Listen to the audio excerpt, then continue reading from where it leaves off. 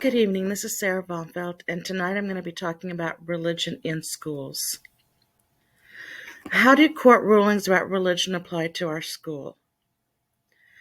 The first one is in prayer, and there are several ways within our school that the courts have talked about prayer, and we'll be going through those individually, which is non-instructional time, instructional time, groups and activities, moments of silence, class assignments, student assemblies and non-curricular events, graduate and baccalaureate ceremonies, teachers, administration, and other school employees. We'll also be discussing the Pledge of Allegiance, teaching about religion, dress code, and religious excusals. So the first one we're going to talk about is prayer in school. Non-instructional time. Students may pray when not engaged in school activities or instructions. However, no student led prayer at sporting events. So no students can lead a prayer at the beginning of a football game or a basketball game, or they cannot do a huddle and do a prayer. And also, students may read religious literature or pray at certain times during non instructional times, such as at recess.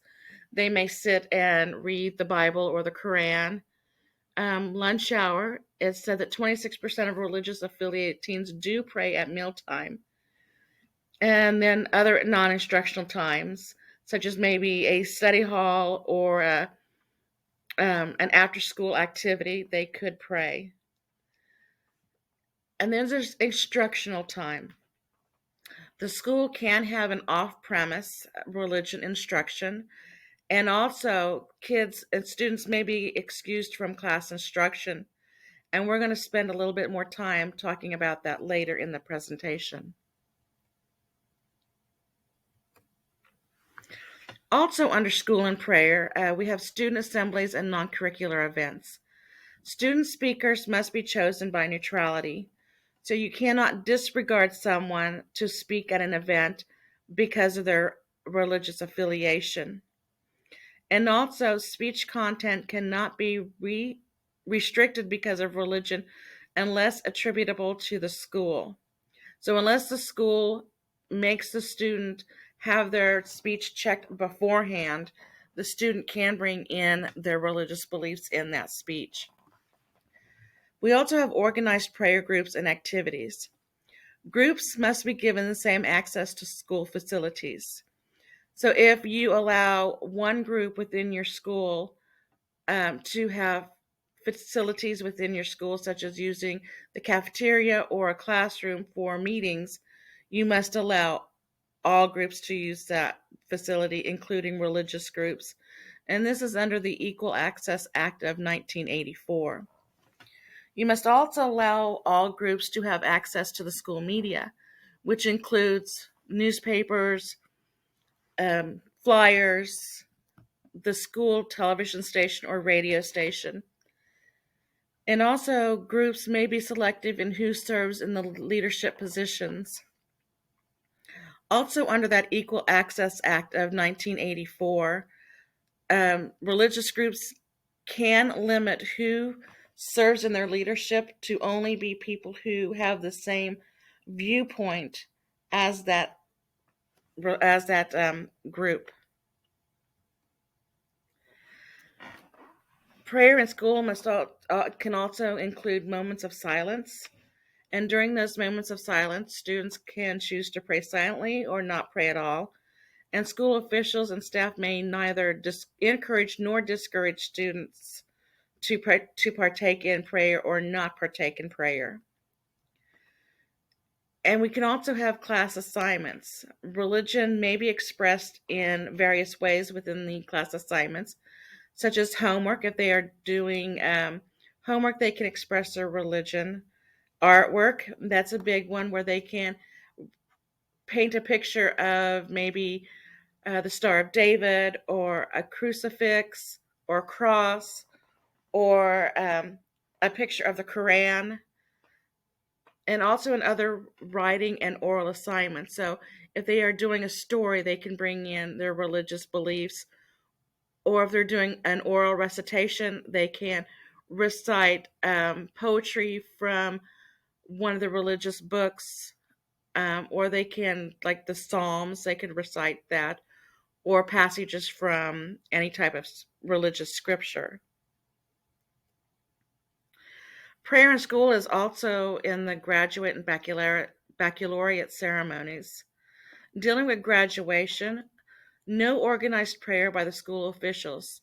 So that means that the administration cannot lead a prayer at the beginning of the graduation.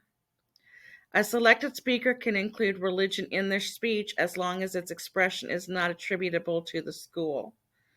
And this is including the student delivered speeches. So if your valedictorian or salutatorian gives their speech and they are not made to show the speech ahead of time, they may include their religious beliefs, or they may call upon one of their deity in giving thanks. And the commencement may not have a benediction, as this violates the separation of church and state within the graduation itself.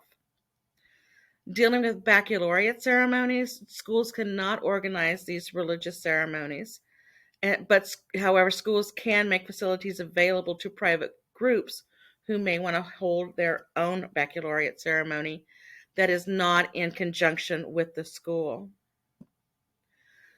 Teachers, administrators, and other school employees, they may not encourage or discourage prayer when acting in the official capacity.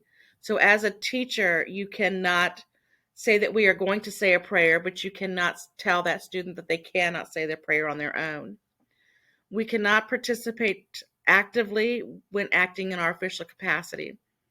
So if the students have some kind of group going, the teacher cannot participate in that group during school hours. May participate in religious activities during lunch hour and before or after school day. So if the teachers want to gather together during their lunch hour and have a Bible study class, they may do that, or they can do that after or before school begins. Now we're going to talk about the Pledge of Allegiance.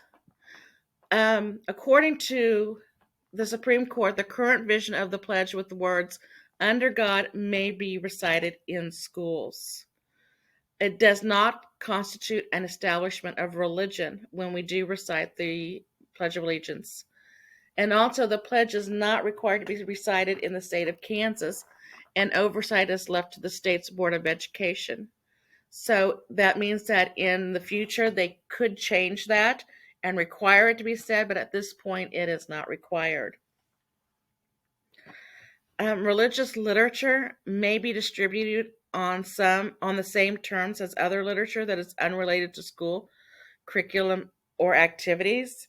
So if you're allowing other outside groups or other student groups to display literature or give out literature during the school day, you must allow religious literature to also be given out. And religious literature may not be singled out because it is of its religious nature, so that they can still hand that out. And teaching about religion. They may not provide religious instruction. So if I am asked as a teacher what my religious affiliation is, I should not talk about that or how I feel about religion, because it is considered religious instruction. However, I can teach about religion. So if I am giving a ancient civilization course or a current events course, and we are talking about the religion of a particular country, that may be included in the instruction. That I can teach about the history of that religion, not the faith of that religion. And you may read religious literature, including the Bible, the Quran, and Torah, because these are primary sources. So I can use those in my literature course. I can use those in my social studies courses to discuss what they say in regards to how their religion came about. And teaching must be done in an objective, balanced, and factual manner. They cannot give personal views. So I cannot give my personal view as a teacher. but I can teach it. And it also says that we may not exclude the teaching of evolution in science class. So if our teaching manual talks about evolution, we need to cover that. Dress code. A person may not be singled out due to religious attire. Courts are still debating issues between free expression and creating a hostile environment concerning what may be said on a t-shirt. We may wear religious jewelry, and this includes the teachers. So we could wear a crucifix, or we could wear a Star of David, or any other type of religious article in regards to jewelry. Excusals. Students may be excused from class for religious reasons based on a parent's request if other groups have the same practice.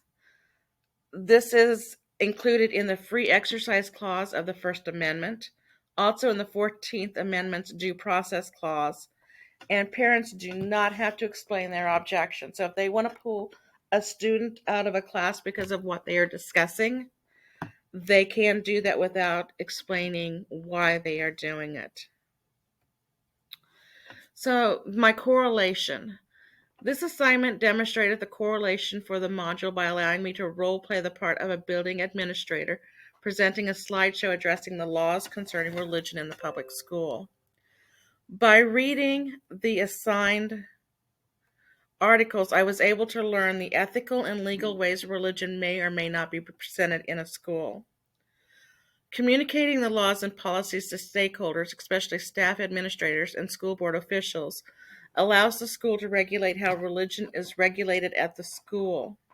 By presenting these laws in a variety of ways, slide presentation handbook, and staff meetings, all stakeholders are aware of the laws regarding school and religion. And how was this assignment relevant? This assignment was relevant to my current learning because as a building leader, I will need to know the government policies and regulations concerning prayer in the school. Even though I will be working in the private sector as a principal of a private religious school, it will be beneficial to me to understand how government laws work. It will also help me understand how to inform my students about the laws concerning religion in the school setting when they continue their upper levels of education in the public school system. My reflection.